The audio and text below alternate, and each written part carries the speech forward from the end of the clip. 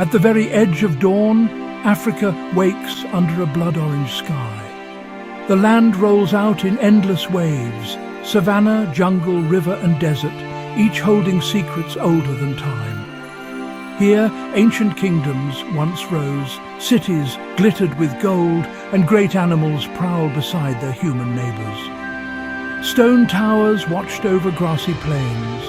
Dusty libraries stored stories of gods, kings, and the beasts they revered. The wild was never far from these strongholds. In Mali's fabled city of Timbuktu, scholars wrote about elephants circling the mud-walled city at night. In Zimbabwe's stone palaces, leopards slipped through the shadows, eyes glowing like coals. The land was a living tapestry, woven from the struggle of survival, from the chase, and from the moment when the hunter must look over his shoulder. Here, lions roared against the ramparts of castles. Crocodiles lurked in the dark water beneath ancient bridges. People built their kingdoms in the spaces between danger and wonder. The wild was a force, sometimes a threat, sometimes a guardian, always a teacher. To understand Africa, we must walk these paths. We must feel the fear and awe of standing in the wild, where every creature fights for another day, where power can change hands in an instant. On the Golden Plains, the drama of life and death plays out each day. Lions, called kings of the savannah, stalk the great herds of buffalo. The chase is lightning fast. Dust flies, muscles strain. Sometimes a single mistake turns the hunter into the hunted. A wounded buffalo may circle back, horns lowered, as lions leap to safety or fall beneath the stampede. Crocodiles lurk in Africa's rivers, waiting for the wildebeest crossing. For months, the herds graze far from water. When the rains come, they rush to the riverbanks. The crossing is chaos. Crocodiles, ancient as the pyramids, burst from the water, jaws snapping shut on unlucky victims. But sometimes a crocodile misjudges its strike and finds itself trampled by 1,000 frantic hooves. Leopards wait in the trees, hidden by shadows. They hunt impala, sleek, fast, always watching. But even leopards can fall. Baboons, fierce and united, can drive a leopard from its kill, turning the predator into prey. The balance is fragile. Every animal knows the risk. In Africa, the rules change with every heartbeat. The hunted may survive. The hunter may fall. This is the story written across the land, in tracks, in scars, and in bones. Ancient African civilizations grew up side by side with the wild. In Ethiopia, rulers built rock-hewn churches where leopards prowled at night. In Egypt, the Nile's floods brought crocodiles and hippos close to the cities. People learned to fear, respect, and understand these animals. Some became sacred. The lion was a symbol of power, painted on temple walls. Hunters and herders watched animal migrations as carefully as the stars. The Sand People painted elephants and antelope on cave walls, showing the dance of life and death. Kings in Ghana wore robes made of leopard skins, believing they gained the creature's strength. Fishermen knew the moods of the rivers, reading the shadows where crocodiles hid. Old libraries in Timbuktu held books about animal medicine, tracking, and the stories of men who braved the wild. Myths grew, mixing truth and legend. People told of lions who became protectors, of hippos who overturned boats, of spirits that moved with the herds. Each tale reflected the real battles fought every day.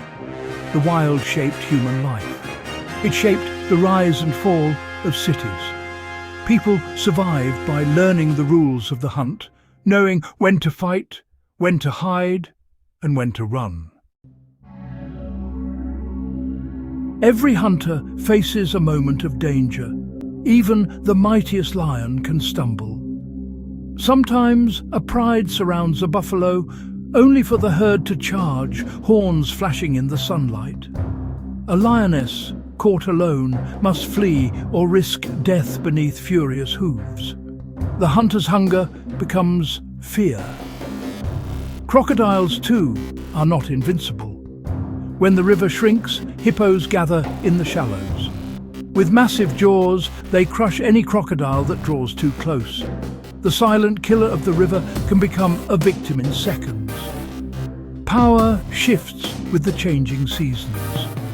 People, once hunters, have also become prey. In the shadowed forests of the Congo, leopards have stalked humans. Tribes told stories of children snatched at dusk, reminders that no one controls the wild for long. Even today, elephants sometimes trample fields, defending their young from human threats. These moments, when power reverses, remind us the wild is balanced on a knife's edge. Survival belongs not to the strongest, but to the wisest and most watchful. Africa's grand architecture stands as a testament to both human and animal power. The ruins of Great Zimbabwe rise from the grasslands, walls built without mortar, as strong and winding as an elephant's path. In Egypt, temples decorated with lion-headed gods reach towards the sky, their columns carved with stories of floods and famine. Inside dusty libraries, scholars wrote about animal migrations. They drew maps of rivers teeming with crocodiles, forests echoing with the calls of unseen leopards.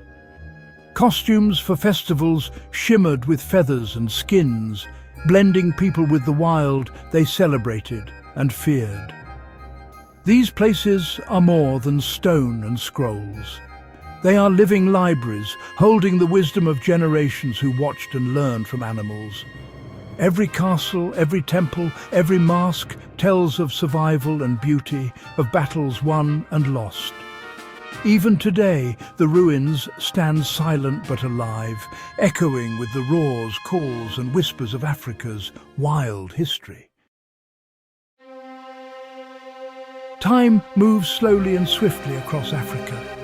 The landscapes change, deserts grow, forests fall, rivers shift their courses. Yet some things remain. Lions still hunt on the savannah. Elephants still travel ancient paths trodden by their ancestors. Wildebeest still risk everything to cross crocodile-filled rivers. But the balance grows ever more fragile. Cities press against the wild. Highways cut through old migration routes. The stories in ancient libraries become warnings. When the old rules are forgotten, disaster follows. Some animals vanish, their calls lost in the silence. Others adapt, learning to live among people, scavenging at night, hiding by day. Still, the drama continues. In parks and reserves, the chase is as fierce as ever. Scientists record battles for survival. Rangers protect the last strongholds. The past and present blend. The old cities watch over the wild, and the wild remembers. Africa endures, scarred but beautiful, always changing, always the same. Every story from Africa's wild matters. Each tale of hunter and hunted is a lesson in respect, balance, and courage. The old kingdoms show us that survival depends on understanding and working with nature, never against it. The ancient scrolls remind us to listen to the warnings written in the tracks and calls of animals. In today's world, we face our own battles: climate change, loss of wilderness, the struggle to live in harmony with the wild. The drama of Africa teaches us that strength is nothing without wisdom, that beauty is born from struggle, and that every creature, lion, elephant or human, plays a role in the great story of life. If we listen, learn and protect what remains, Africa's epic will continue. The wild will endure, And we too will find our place in the eternal dance of hunter and prey.